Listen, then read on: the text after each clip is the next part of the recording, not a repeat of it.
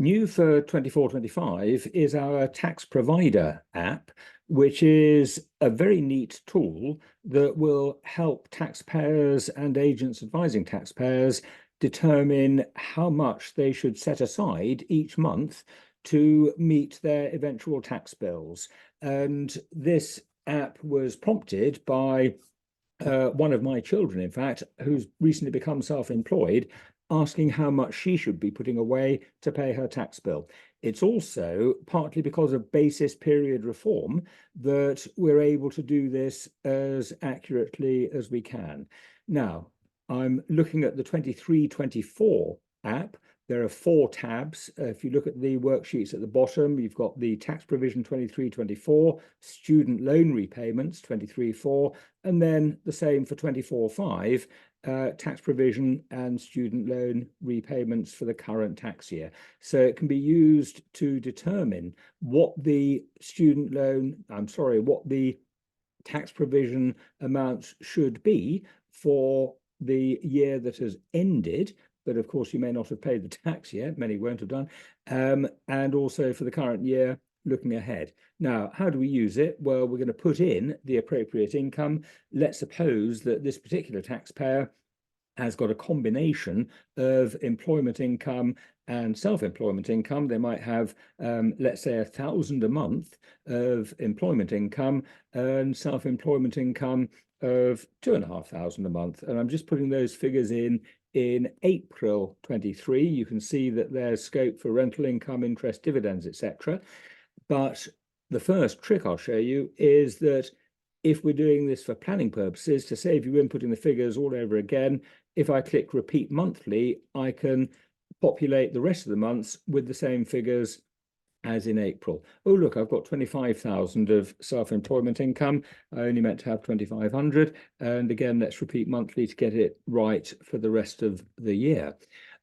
You could alternatively, and let me now reset to 0, use this to look at the annual position for the year just ended. So if I simply go to March 24, I could put in the total figures for March.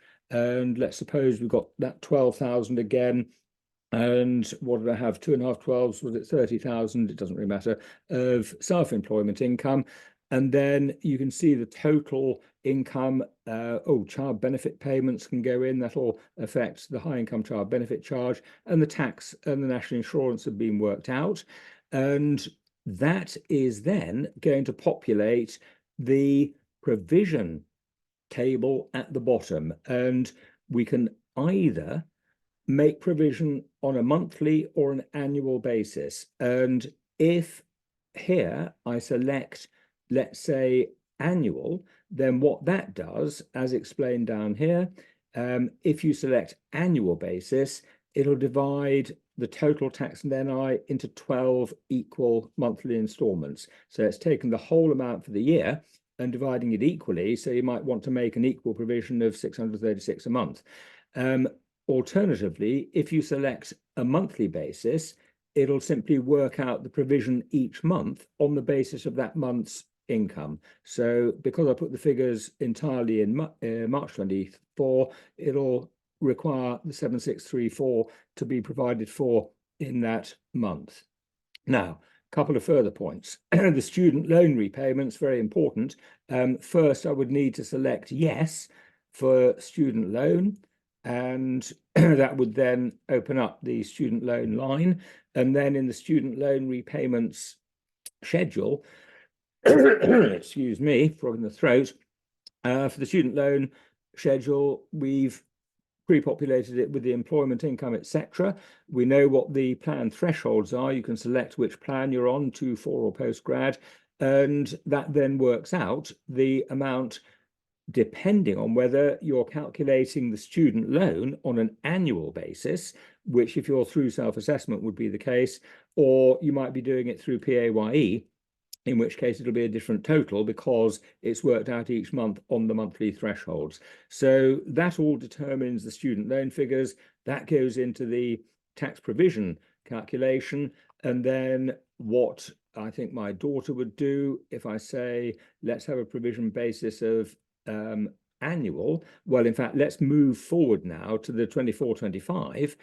If we're looking at the 24-25 calculator, you might forecast that your income from self-employment is going to be 5,000 a month. So that's your income from self-employment.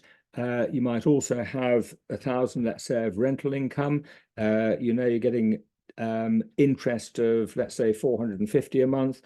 Then let's deal with all of that on a repeat monthly basis. So I repeat all of those figures, and that then shows me how much I need to provide. And I could then enter each month the amount I put away. So if I do put away 2,000, then that means I'll have an over provision for that particular month. If I were to do that, I think I can repeat monthly for those figures as well. If I were, no, I can't. Interestingly, actually, that makes sense that I can't. But I could put in 2,400 perhaps for the second month. I'm over providing here. And then what will happen is that I'll see what the overall over or under provision is, and that will gradually reduce as I enter the provision figures month by month. So a very powerful tool. Oh, I haven't shown you that this will also give you the self-assessment due dates. And here we've got the total of tax class 2 and class 4. We've got the PAYE you would enter if you've got employment income. And then for 24/5, we know that the first payment will fall due, first payment on account 31st of Jan 25. It's probably more useful, in fact, to look at this on the previous year where the dates are more in point. So that's telling us that maybe you did pay a payment on account of, let me roughly say 5,000 on the 31st of January 24. You'll have another 5,000 to pay on the 31st of July. So you could put that in, and that would then tell us to anticipate payment on the 31st of Jan 25 of 4,975. I've done enough, I think, to demonstrate the flexibility and the usefulness of this new app. I should just say that, as usual, you can select whether or not the taxpayer has reached state pension age. That'll affect their national insurance calculation, and equally important, whether or not they're Scottish, because that will affect the total tax liability. I'll just show how that Scottish one works.